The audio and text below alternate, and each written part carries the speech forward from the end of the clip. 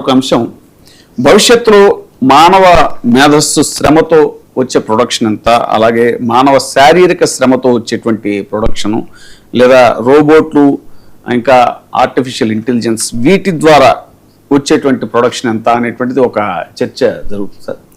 సాంబశివరావు గారు, ఈ సబ్జెక్ట్ కూడా ఇంచుమించు మీకు సంబంధించినటువంటి అంశమే. ఒక ఆసక్తికరమైనటువంటి ఇది నాకు అమెరికా నుంచి ఒక మిత్రుడు ఒక గ్రాఫ్ పంపించాడు. ఆ గ్రాఫ్ చూస్తే అసలు అంటే సామాన్య ఇప్పుడు రాబోయే అంత పెద్ద ఏలో నాలెడ్జ్ లేనటువంటి వాళ్ళకి చూస్తే పరిస్థితి రాబోయే కాలంలో ఇంత తీవ్రతరంగా ఉంటుందా, ఎంత దీనిగా ఉంటుందా అనేది తెలుస్తుంది. ఒకసారి మనం ఆ గ్రాఫ్ను ఒకసారి పబ్లిష్ చేస్తే దాని మీద మనం డిబేట్ చేద్దాం. ఆ గ్రాఫ్ ఒకసారి ప్లే చేయండి. శ్రమ ఉత్పాదకతలో గ్రాఫ్ను ఒకసారి చేయమని చెప్పాలి. శ్రమ ఉత్పాదక లెస్. ఈ గ్రాఫ్ ఎంత సెన్సేషన్గా ఉందంటే అండి సాంబశివరావు గారు, లేబర్ అవుట్పుట్ కాలక్రమంలో ఎలా మారిపోతా ఉందనేది ఈ గ్రాఫ్ చెప్తుంది. దీన్ని 3 దశలుగా విభజించవచ్చు.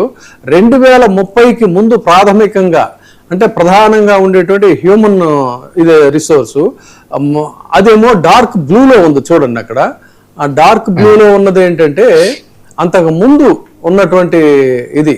ఇంకొంచెం కూడా దాన్ని మనం ఫోకస్ చేయొచ్చు చెప్పాలంటే. జూమ్ చేయండి, ఇంకా గ్రాఫ్ ను జూమ్ చేయండి కొంచెం. చేస్తే ముదురు నీలం రంగు అండి, డార్క్ బ్లూ ముదురు నీలం రంగులో ఉన్నటువంటిది 2025లో ఈ ముందు ఇది అంటే శ్రమ ఉత్పాదకతలో ఇది అత్యధిక శాతం వాటాని సుమారు అంటే 60% నుంచి 65% ఆక్రమించిందండి. ఇది మానవ ఉత్పాదకత, హ్యూమన్ రిసోర్స్. ఇది తర్వాత 2030 వరకు ఇది చూసుకున్నట్టయితే అది క్రమంగా వెళ్ళిపోతా చాలా సన్నటి లైన్ లాగా స్థిరంగా డౌన్ ఫాల్ అనేది కొనసాగుతూ కనిపించింది. అంటే ఏంటి, మానవ శ్రమ అనేటువంటిది, హ్యూమన్ రిసోర్స్ అనేటువంటిది లైట్ బ్లూ, లేత నీలం రంగు బ్లూలో ఉంది.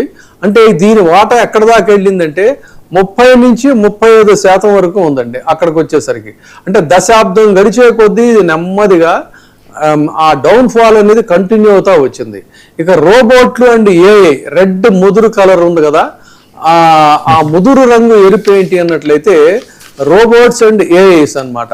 వీటి ప్లేస్ ఎలా ఉంది అని కనుక చూసినట్లయితే 2025 నాటికి ఇది చార్ట్ పై భాగంలో కనుక చూస్తే ఆటోమేషన్ యంత్రాల శ్రమ వాటా చాలా స్వల్పంగా మాత్రమే ఉంది అప్పటికి. కానీ క్రమంగా చూసుకున్నట్టయితే 2031, 2035 మధ్య ఇది కీలకమైనటువంటి మలుపు తిరిగింది. అంటే ఆటోమేషన్ విప్లవం అనేది ఏ విధంగా ఆక్రమిస్తా మానవ శ్రమ ఉత్పాదకతని ఏ విధంగా ఆక్రమిస్తూ వచ్చింది, ఏ విధంగా డౌన్ ఫాల్ అవుతా ఉంది వీళ్ళది అనేది కేవలం 5 ఏళ్ల వ్యవధిలో ఈ మానవ శ్రమ అనేటువంటి మేధో శ్రమ రెండింటి వాటా మధ్య చూసుకున్నట్టయితే వై యాక్సిస్ కనిపిస్తుంది కదా అక్కడ. అంటే ఇది అంత డౌన్ కి కిందకి పడిపోయింది. సో 35 నాటికి మానవ మేధో శారీరక శ్రమ రెండు కూడా కలిపి కేవలం 10% అండి, కేవలం 10% కుంచుకుపోయిందంటే ఆ గ్రాఫ్ లైన్ చాలా సన్నగా వస్తుంది. 40కి వచ్చేసరికి ఇంకా ఇప్పుడు ఏ ముదురు మెరూన్ కలర్ లో ఉంది చూసారా, అది 2040 నాటికి మొత్తం చూసుకుంటే ఉత్పాదకతలో 65 నుంచి 70% వాటాని ఈ ఏఐ అనేటువంటిది ఆక్రమిస్తూ ఉంది. మానవ మేధో శ్రమని ఇదంతా కూడా పూర్తిగా ఈ స్థానాన్ని భర్తీ చేస్తూ వచ్చింది.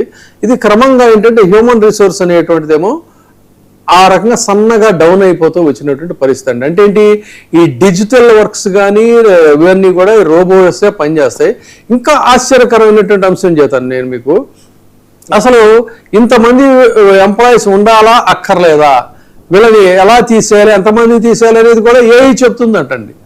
ఆ విధంగా వచ్చేసింది. మ్యానుఫ్యాక్చరింగ్ లాజిస్టిక్స్ కానీ, లేదంటే ట్రేడ్ స్కిల్స్ కానీ, ఆటోమేషన్స్ కానీ ఇవన్నీ కూడా మొత్తం ఏఐ చేస్తూ ఉందని చెప్తా ఉంటే మరి ఏఐ చేతిలో ఉద్యోగాల తొలగింపు కూడా మెటా లే ఆఫ్స్ అంటున్నారు దీన్ని.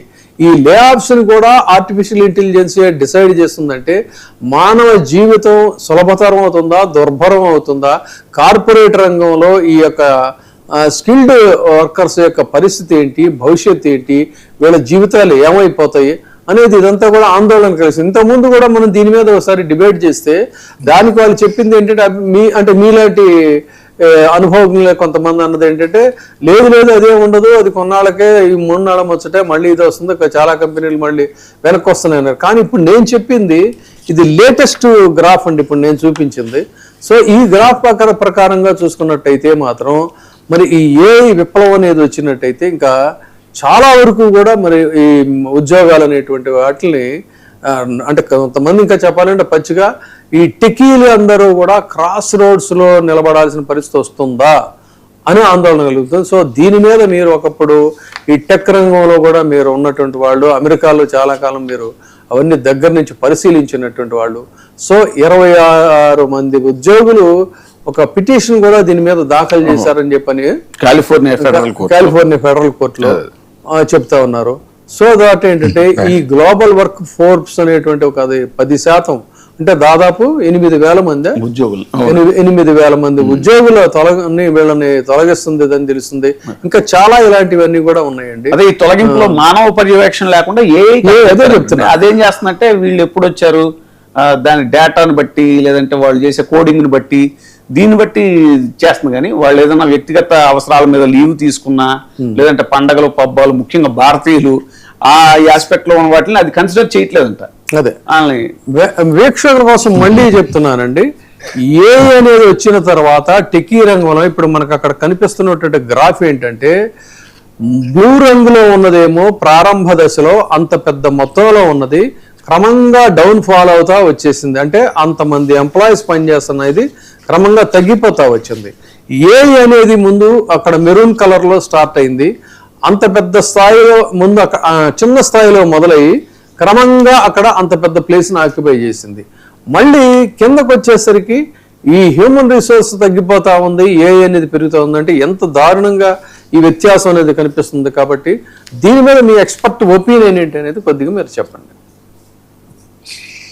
గారు, ఇది గత 3-4 సంవత్సరాలుగా నేను కూడా ఎక్కువగా ఫోకస్ చేసి ఎక్కువగా ఫాలో అవుతున్నటువంటి అవుట్ ఆఫ్ మై క్యూరియాసిటీ, మనం ఎక్కడ దాకా వచ్చాము ఎటు పోతున్నాం అనే అంశం మీద చాలా రీసెర్చ్ చేస్తూ వస్తున్నాను.